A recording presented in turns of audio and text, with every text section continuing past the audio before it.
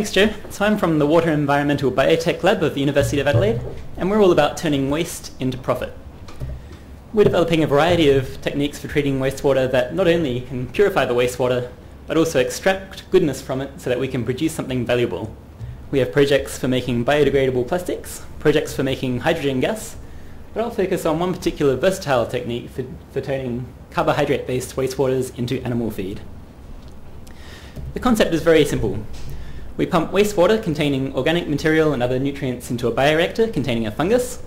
Within the bioreactor, the fungus consumes the organic material and the other nutrients, leaving the wastewater nice and clean. An example of the kind of fungus that we could use that we do use, is Aspergillus oryzae.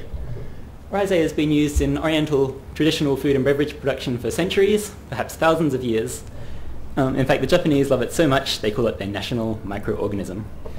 So it's got a long history of safe use in food production which proves its safety, and the FDA agrees with us. Not only that, but Aspergillus oryzae that comes out of the bioreactor can be 45% protein and 98% fat-free. So it's a nutritious, yummy fungal kind of fungus.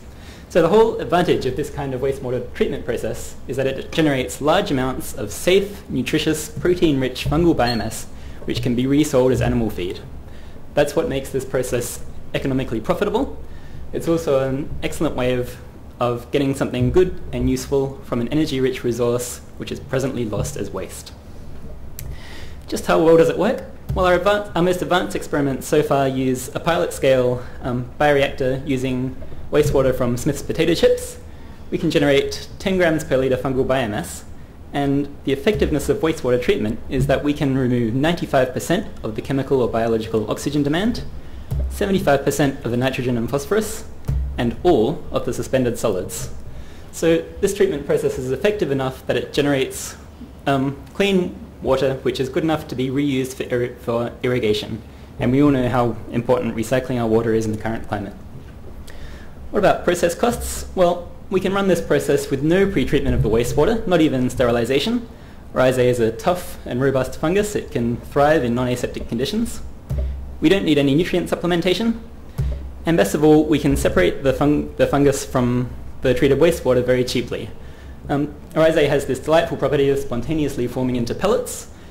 Traditionally, in traditional methods of forming microbial biomass, a significant proportion of both the capital and the operating costs is simply the separation of the biomass from the treated wastewater. And with these pellets, we can separate them cheaply and easily using simple filtration. That's Aspergillus oryzae. An alternative, or a variant of this technique, uses a different fungus called Rhizopus. With Rhizopus we can get the similar effectiveness of wastewater treatment, but also, as well as producing fungal biomass, we can also convert the starch in the wastewater to lactic acid, a valuable product for use in food production with a yield of 95%. So once again, this is a consolidated bioprocessing technique. One step, one bioreactor, we can treat the wastewater and generate these useful and valuable byproducts. Just very briefly, we've got early experiments looking at treating winery wastewater using the same kind of technique. The figures that I've shown you there will only get better as we scale up and further optimize the process. A single winery in South Australia can produce enough wastewater in 1 week to fill an Olympic-sized swimming pool. So there's tremendous opportunity there. And a lot of wineries at the moment treat their wastewater using lagoons. They take up a lot of space, they can produce bad smells, they can produce methane, which is a potent greenhouse gas. Isn't it much better to use a kind of wastewater treatment that gets something useful out of this? And finally, these fungi are very versatile creatures. We expect that this process will be readily adaptable to treating all kinds of wastewaters, including confectionery and distillery wastes, vegetable wastes, and even wood processing effluents. So what we'd really like is to be able to continue what we're doing, and for that we need a postdoc. If you think you'd be interested in supporting us for $200,000 or $300,000 a year for 2 or 3 years, or even if you'd just like to find out more about what we do, then please talk to myself or to the head of WEBL, Bo Jin. Thanks everyone.